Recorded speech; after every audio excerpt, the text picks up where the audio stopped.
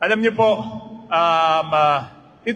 itong Navotas Convention Center is one of the examples ng mga hinihingi naming pondo na bilang congressman sa national government kasi ayaw na namin gastusan to ng local government, no?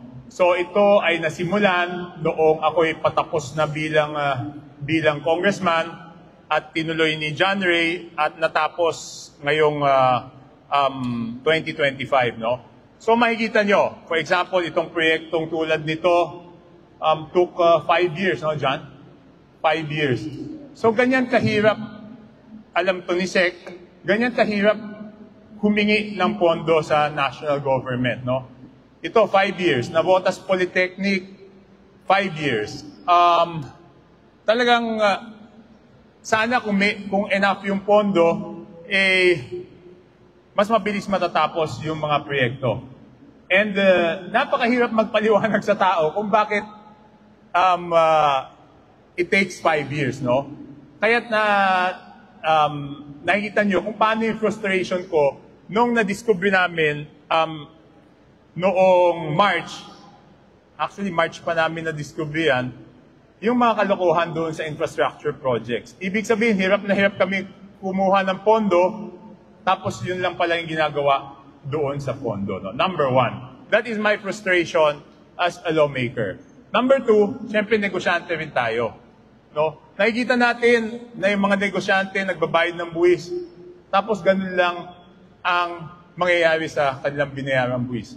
Makikita natin na yung mga empleyado, automatic kaltas ang buwis noon pag sumahod, tapos ganyan lang ang mangyayari.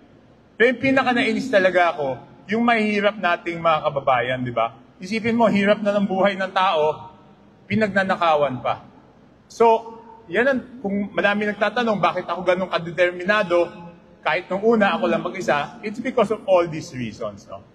And, yung flood control project, alam naman natin na talagang if there is one project here in Navotas that is closest to my heart, it's the flood control projects. No? Nung una ako naging mayor, year 2000, sabi ko walang mangyayari sa buhay ng tao dito kung ganun lagi. High tide pa lang, binabaha na. I remember that time, binilang ko kung ilan yung high tide sa isang taon, 160 days out of 360 days may high tide. So nakikita ko yung mga estudyante pumapasok doon sa Navotas National High School, kahit umaaraw, baha. So yun ang unang-una nating ginawang proyekto. No? So if there is one project closest to my heart, yun yung mga flood control projects dito sa Navotas. And masasabi naman natin na nag-improve naman yung problema natin sa baha. Though, ang pinakamalaki talagang problema dito is pag nasira yung navigational gate. No? Matagal na nung unang dinesign yung navigational gate, 2 gate po talaga yan. Kaya lang nung natapos, 1 lang.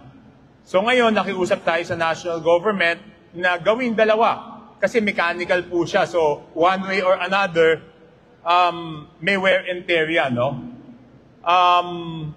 20-year-old na siya, so talagang every day minomonitor ko yan kung kamusta yung amperahe ng mga motor nung tinataas ng binababa para lang kung sakaling may mga senyales na may dapat gawin, maging preventive. Kasi nung dati, kaya nagka-problema yan, hindi preventive yung maintenance nila. Kumbaga sa hanggat gumagana, ayos. Nung ayaw ng gumana, doon na sinabing sira, di ba? Though nakikita na nila, kung tayo sigurong may experience na matagal sa mga makina, makikita naman na pag tumataas yung amperahe, may problema na yung mga gears nun.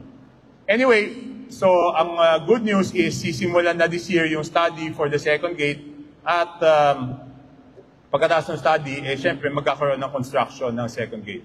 But it's not that easy kasi ang problema ang iniisip namin habang ginagawa yung pangalawang gate, bukas, hindi operational yung gate, so papasok yung high tide. So yun sana yung gusto natin pondohan for 2026 na malagyan ng dike muna yung mga open areas pa sa Navotas para kung kino-construct yung second navgate at hindi may panahon na hindi mapapagana yung existing navgate, sana may protection. Kaya lang nga, binawal lang ng gobyerno ang lahat ng flood control projects for 2026. So, yun ang medyo tinitingnan natin kung ano yung best option para maiayos to, no? And